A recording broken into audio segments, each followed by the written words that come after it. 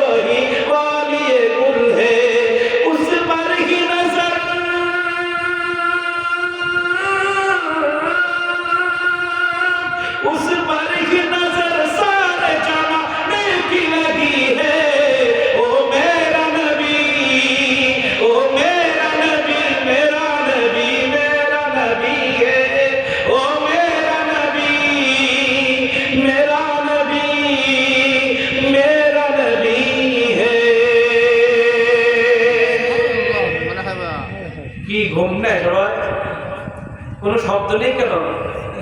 মিলাদুন নবী সাল্লাল্লাহু আলাইহি ওয়াসাল্লাম আছে মহব্বত জজবার মাহফিল, ভালোবাসা প্রকাশের মাহফিল। আল্লাহ রাব্বুল আলামিন ঘোষণা দিয়েছেন পৃথিবীর মানুষ, তাও আমাদেরকে আসমান থেকে বলে নাই, নবী করিম সাল্লাল্লাহু আলাইহি ওয়াসাল্লামের মাধ্যমে পৃথিবীবাসীকে জানায় দিলেন। কারণ আল্লাহ তাআলা ডাইরেক্ট বললে মানুষ না মানতে পারে। জানার মিলাদুন নবী জানার আগমনে খুশি হতে হবে, আল্লাহ তাআলা তার মাধ্যমে জানিয়ে দিলেন। আল্লাহ রাব্বুল আলামিন বলতেছেন, কুল বিফাদলিল্লাহি ওয়া বিরহমাতিহি ফাবিযালিকা ফালইফরাহু হুয়া খায়রুম মিম্মা ইয়াজমাউন। আল্লাহ রাব্বুল আলামিন বললেন, হে নবী আপনি বলে দিন, বিফাদলিল্লাহ আমি আল্লাহ পৃথিবীর মানুষকে অনুগ্রহ করেছি। কিভাবে আমি অনুগ্রহ করেছি? বিফাদলিল্লাহ ব্যাখ্যা মুফাসসিররা বলতেছেন, ইবনে আব্বাস রাদিয়াল্লাহু তাআলা বলেন, বিফাদলিল্লাহ মানে আল্লাহ তাআলা ইসলাম দিয়েছেন পৃথিবীর জমিনে। এই ইসলামকে যারা গ্রহণ করতে পেরেছে, পৃথিবীর জমিনে সবাই মুসলিম হতে পারবে না। আল্লাহ রাব্বুল আলামিন যাদেরকে কবুল করবেন তারা ছাড়া পৃথিবীতে চাইলেই মুসলমান হওয়া যায় না, চাইলেই মুমিন হওয়া যায় না, চাইলেই কোরআন মাজিদের ধারক বাহক হওয়া যায় না, চাইলেই কোরআনের হাফেজ হওয়া যায় না, চাইলেই মুফতি মুহাদ্দিস হওয়া যায় না। আল্লাহ রাব্বুল আলামিন বললেন, পৃথিবীর জমিনে যারা ইসলাম পাইবে, ইসলাম গ্রহণ করার সুযোগ পাইবে, ইসলাম পেয়ে তারা যেন খুশি উদযাপন করে। সুবহানাল্লাহ।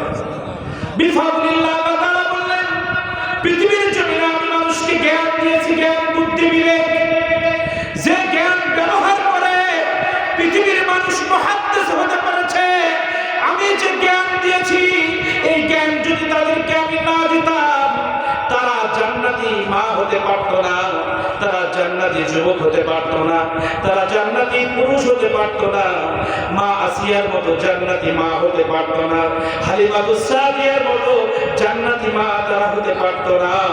আল্লাহ রাব্বুল আলামিন বললেন, আমি হালিমাতুস সাদিয়া হওয়ার মতো যে ব্রেন তাদেরকে দিয়েছি।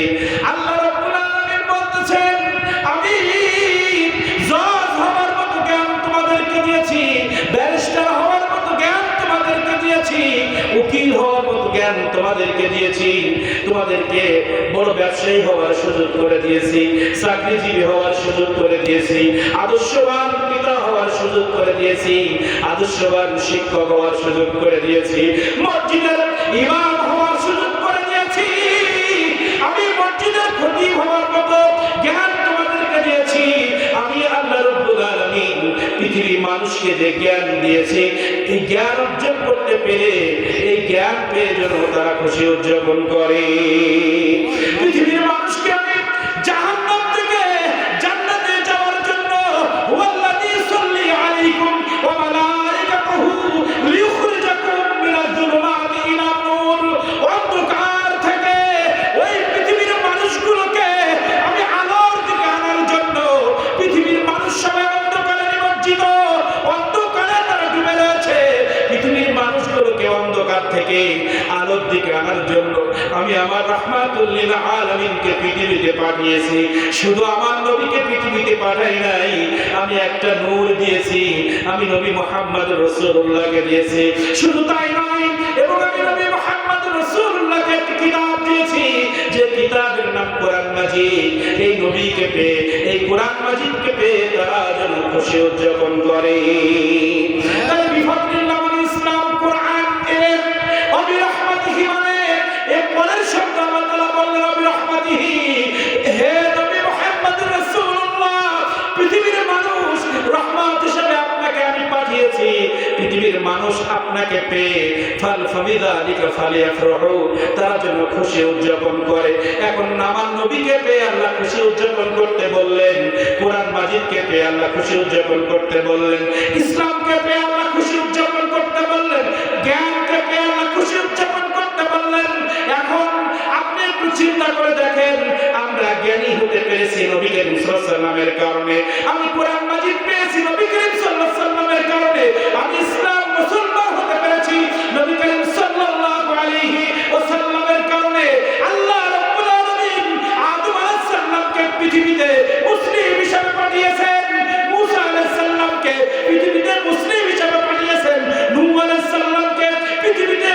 ভিসা পাঠিয়েছেন, কিন্তু কোরআন নবীকে আল্লাহ তাআলা বলে নাই ইসলাম কোড অফ লাইফ, ইসলাম ইন্না দীনা ইনদাল্লাহিল ইসলাম। আমি আল্লাহ আমার পক্ষ থেকে ইসলাম নিয়ে তোমরা যারা দুনিয়ার বুকে গেছো কিয়ামত পর্যন্ত ইসলাম পরিপূর্ণ হয়েছে, এটা কোরআন নবীর জামানা আল্লাহ ঘোষণা দিলেন না। আমার নবীজি দুনিয়া যখন আসলেন আল্লাহ তাআলা বললেন আল-ইয়াওমা আকমালতু লাকুম দীনাকুম ওয়া আতমামতু আলাইকুম নি'মাতি ওয়া রাদিতু লাকুমুল ইসলাম দীনা। হে নবী মুহাম্মদুর রাসূলুল্লাহ, আপনি মানুষদেরকে জানিয়ে দিন, আমার নবীকে বলতেছেন আপনি মানুষদেরকে জানিয়ে দিন, আপনি যতদিন পৃথিবীতে আসেন নাই ইসলাম কিয়ামত পর্যন্ত মানুষের জন্য একনিষ্ঠ ধর্ম, এটা আমি কোন নবীর জবানে বলাই নাই, কিন্তু আপনি এসে গেছেন মানে ইসলাম পরিপূর্ণ হয়ে গেছে। হে নবী, আপনি পৃথিবীর মানুষকে জানিয়ে দিন আজ থেকে আপনার জীবদ্দশায় আমি ঘোষণা দিয়ে দিলাম ইসলাম পরিপূর্ণ হয়ে গেছে।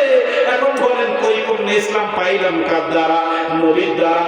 এখন বলেন জ্ঞান অর্জন করতে পারলাম কার দ্বারা? কোরআন হাদিসের জ্ঞান সঠিকভাবে শিখতে পারলাম আমার নবী মুহাম্মদ রাসূলুল্লাহ সাল্লাল্লাহু আলাইহি ওয়াসাল্লামের কারণে। এখন আসেন আল্লাহ তাআলা বলেন কোরআন মাজিদে তোমরা খুশি উদযাপন করো।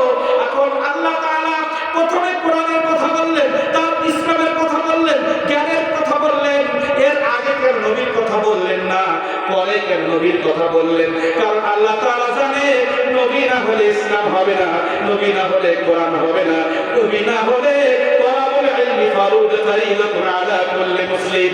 পৃথিবীর কোন মানুষ কোরআন হাদিসের জ্ঞান আমার নবী ছাড়া সঠিকভাবে শিখতে পারবে না, এজন্য আমার নবীর কথা পরে বললেন।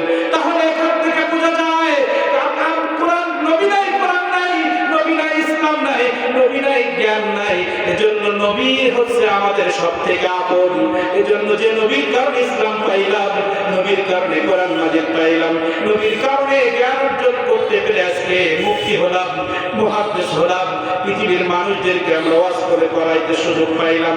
যে নবীর আদর্শ মানার কারণে আজকে আপনি আমাদেরকে মুক্তি বলছেন, যে নবীর আদর্শ মানার কারণে আজকে আপনারা আমাদেরকে হুজুর বলছেন, যে নবীর আদর্শ মানার কারণে আজকে আমাদের পিছনে আপনারা সেজদা দিচ্ছেন, যে নবী করিম সাল্লাল্লাহু আলাইহি ওয়াসাল্লাম আদর্শ মানার কারণে আজকে আমাদেরকে আপনারা খতিব বলছেন। এই খতিবগিরি চলতো না, মুফতিগিরি চলতো না, মুহাদ্দিসগিরি চলতো না, মুহাদ্দিসগিরি চলতো না, নেতাগিরি চলতো না, আদর্শ মাগিরি চলতো না, আদর্শ পিতা হওয়ার সুযোগ ছিল না, জান্নাত পাওয়ার সুযোগ ছিল না। এই জন্য পৃথিবীতে যত নিয়ামত আল্লাহ তাআলা দিয়েছেন সব থেকে দামি নিয়ামত আমার নবী মুহাম্মদুর রাসূলুল্লাহ সাল্লাল্লাহু আলাইহি ওয়াসাল্লাম। এজন্য নবী রাহমাতিহি আমার নবীকে তোমরা পেয়েছো, তোমরা খুশি উদযাপন করো। খুশি উদযাপনের একটা মাধ্যম আছে জশ্নে জুলুস করা, খুশি উদযাপনের মাধ্যম হচ্ছে মিলাদুন নবী পালন করা। আমরা এখানে খাইতে আসি নাই, পড়তে আসি নাই, যারা খাইতে আসবে তারা শেষে আসবে, আর যারা খুশি উদযাপন করার দরকার তারা আগে আসছে। আমি কসম করে বলতে পারি যারা তাবারুক নেওয়ার জন্য শেষে আসবে এরা নবীকে পেয়ে খুশি নয়। নবীকে পেয়ে আল্লাহ তাআলা খুশি হওয়ার যে আয়াত নাযিল করেছেন এটা যদি কেউ বুঝতো তাহলে তাবারুকের জন্য আসতো না। আপনি ওয়াজ শুনেন নাই, আপনি আমার নবীকে এখানে নবী করিম সাল্লাল্লাহু আলাইহি ওয়াসাল্লামের আলোচনা হচ্ছে, এখানে আসা মানে আমার নবীকে ইজ্জত দেওয়া, এখানে বসা মানে কোরআন মাজিদকে ইজ্জত দেওয়া, এখানে বসা মানে ইসলামকে ইজ্জত দেওয়া। আপনি ইজ্জত দিলেন না, বসলেন না, লাস্টে এসে তাবারুকের প্যাকেট নিলেন, করলো কোন লজ্জায় বিবেকহীন কাজ করলেন কেন? এই বিবেক আপনাদের আমাদের কি নাই? যে মাহফিল আমি শুনলাম না কেন তাবারুক আনতে গেলাম? এজন্য যাদের অজানা ওয়াজ শুনবেন না তাদের তাবারুক নিয়ে পেটে ব্যথা বাড়বে। কি বাড়বে? খবরদার বাবা, এটা মহব্বতের মাহফিল, মহব্বত প্রকাশ করবেন কেমনে? এত কথা বললাম, আয়াত তেলাওয়াত করলাম, সুবহানাল্লাহ আলহামদুলিল্লাহ কারোর মুখে নাই, বসেও তো মহব্বত দেখাতে পারলাম না। আর সাহাবীদের মহব্বত কেমন ছিল? আপনার আমার সবাই জানতেছে, মাইকের আওয়াজ যতদূর যাচ্ছে এখানে আমার নবীর প্রেমের বাগান সাজানো হয়েছে, এখানে প্রেমের কথা হচ্ছে, আমার নবী করিম সাল্লাল্লাহু আলাইহি ওয়াসাল্লামের কথা হবে। আমি কেন বাইরে থাকবো? আমি কেন বাইরে থাকবো?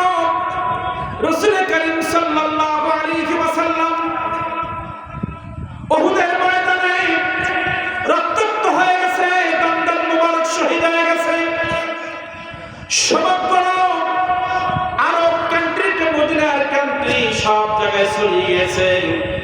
নবী মুহাম্মদ রাসূলুল্লাহ শহীদ হয়ে গিয়েছে। নবী মুহাম্মদ রাসূলুল্লাহ দুনিয়ায় নাই। নবী মুহাম্মদ রাসূলুল্লাহ দুনিয়ায় নাই, এই সংবাদ ছড়িয়ে গেছে। দেখেন হানজালা রাদিয়াল্লাহু তাআলা আমার নবীজির একজন একনিষ্ঠ সাহাবী, যুবক মানুষ।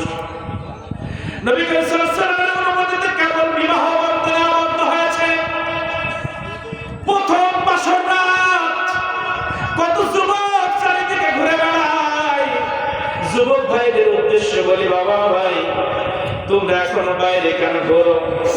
আমার নবীর প্রেমের আলোচনা হচ্ছে, তোমরা কেমনে বাইরে থাকলা? তোমাদের মতো একজন যুবক হানজালা রাদিয়াল্লাহু তাআলা নতুন বিবাহ করে বাসর রাতে গভীর রজনীতে কানে যখন আসছে উহুদের ময়দানে আমার নবীজি শাহাদাত বরণ করেছে। আমার নবীজির দাঁত মোবারক শহীদ হয়েছে। এই সংবাদ শোনা মাত্র হানজালা রাদিয়াল্লাহু তাআলা যেভাবে বিছানায় ছিলেন, সঙ্গে সঙ্গে উঠে বলতেছে, আমার তরবারিটা কোথায়? তরবারিটা নিয়ে যুদ্ধের ময়দানে রওনা দিলেন। স্ত্রী বলতেছে, আপনি আজকে বাসর রাত, প্রথম রাত, আপনি এখনো গোসল দেন নাই, আপনি কোথায় যান? স্ত্রীকে বলছে, আজকে আমার নবী রক্তাক্ত হয়েছে উহুদের ময়দানে। আমি যদি আজকে উহুদের ময়দানে না যাই, কাল হাসরের ময়দানে আমি কেমনে রাসূলের সামনে দাঁড়াবো? কোন মুখ নিয়ে আমি আল্লাহর সামনে দাঁড়াবো? আবার আল্লাহ তাআলা বলেছেন, পৃথিবীর সব থেকে নবীকে মহব্বত করতে হবে। আমার নবীজি বলেছেন, পৃথিবীর সবার থেকে নবীকে মহব্বত করতে হবে। লা ইউমিনু আহাদুকুম হাত্তা আকুনা আহাব্বা ইলাইহি মিন ওয়ালিহি ওয়া ওয়ালাদিহি ওয়ান নাসি আজমাইন। হে পৃথিবীর মানুষ, তোমরা পৃথিবীর সব থেকে আমি নবী, আমাকে যদি মহব্বত না করতে পারো, তুমি ঈমানদার হতে পারবে না। তাহলে আমার নবীজি রক্তাক্ত হয়েছে, এই সংবাদ শুনে আমি কেমনে ঘরে বসে থাকি? তলোয়ার নিয়ে উহুদের ময়দানে ছুটে গেলেন। যুদ্ধের ময়দানে গিয়ে শাহাদাত বরণ করলেন। শাহাদাত বরণ করার পরে উহুদ যুদ্ধ শেষ হয়ে গেল। রাসূল করিম সাল্লাল্লাহু আলাইহি ওয়াসাল্লাম সাহাবাদেরকে বলতেছেন, এই উহুদের ময়দানে যারা শাহাদাত বরণ করেছে তাদের লাশগুলো এক জায়গায় করো। আল্লাহ রাব্বুল আলামিন ওহী করেছে, উহুদের ময়দানে যারা শাহাদাত বরণ করেছে তাদের কারণে গোসল দেওয়ার দরকার নাই। এই উহুদের ময়দানে যারা শাহাদাত বরণ করেছে তাদের কোনো গোসল দেওয়া যাবে না। ওই রক্তাক্ত শরীর নিয়ে তাদেরকে কবরে রাখতে হবে। কিয়ামতের ময়দানে ওই রক্ত অবস্থায় হাসরের মাঠে আল্লাহ রাব্বুল আলামিন আমার সাহাবীদের সাথে সাক্ষাৎ করবে।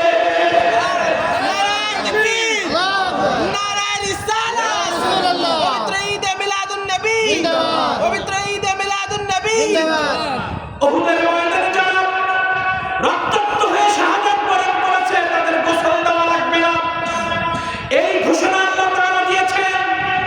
এমন অবস্থায় হানজালা রাদিয়াল্লাহু তাআলা আনহুর স্ত্রী যুদ্ধের ময়দানে গিয়ে বলতেছে, আল্লাহর রাসূল, আমি আপনাকে একটা সংবাদ দেওয়ার জন্য এসেছি। আপনি ঘোষণা দিলেন কোন শহীদের ধোয়া যাবে না, গোসল দেওয়া যাবে না, মুক্ত অবস্থায় দাফন করতে হবে। হে আল্লাহর রাসূল সাল্লাল্লাহু আলাইহি ওয়াসাল্লাম, আমি আপনাকে জানাইতে এসেছি, আমার স্বামী আজকে নতুন বিবাহ, স্বামীর সাথে আমার মিলন হয়েছে, তিনি নাপাক। গোসল করার জন্য প্রস্তুতি গ্রহণ করতেছেন। এমন অবস্থায় শুনেছেন আপনি উহুদের ময়দানে রক্তাক্ত হয়েছেন। এটা শোনার পরে সে আর দেরি করে নাই। আমি বলেছিলাম গোসলটা করে যাব, কিন্তু গোসল করে না, আমার স্বামী নাপাক। আল্লাহ রাসূল সাল্লাল্লাহু আলাইহি ওয়াসাল্লাম সাহাবীদেরকে ডেকে বলতেছেন, সাহাবা একরাম, খুঁজো উহুদের ময়দান, তন্ন তন্ন করে খুঁজো, আমার সাহাবী হানজালা কোথায়? সবাই খুঁজতে বের হলো। উহুদের কোন জায়গায় হানজালার লাশ পাওয়া যায় না। সবার লাশগুলো একত্রিত করে এক কিন্তু হানজালা রাদিয়াল্লাহু তাআলা লাশ পাওয়া যায়। আসমান থেকে জিবরাইল ডেকে বলতেছে, আল্লাহর রাসূল, আপনার হানজালার লাশ আপনি আসমানে তাকিয়ে দেখেন। আল্লাহ রাব্বুল আলামিন হানজালার লাশ উহুদের ময়দান থেকে ফেরেশতাদের মাধ্যমে নিয়ে আল্লাহ রাব্বুল আলামিন জান্নাতি পানি দিয়ে গোসল দিচ্ছে। রাসূল কারীম সাল্লাল্লাহু বোঝানো এই কথা বলার একটাই উদ্দেশ্য, আমার নবীজি কোথায় রক্তাক্ত হয়েছে প্রেমের কারণে, এখানে অর্থের জন্য যায় নাই।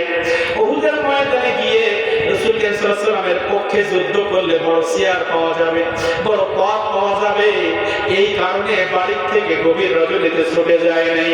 একটাই কারণ, হুব্বুর রাসূল, আমার নবীর প্রেমে পাগল।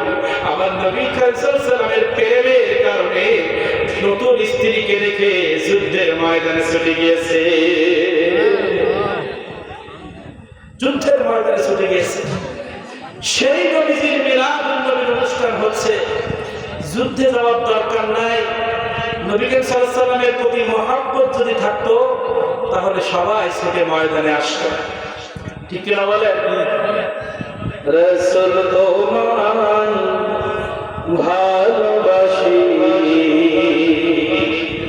মনরে লয় উজাড় করে।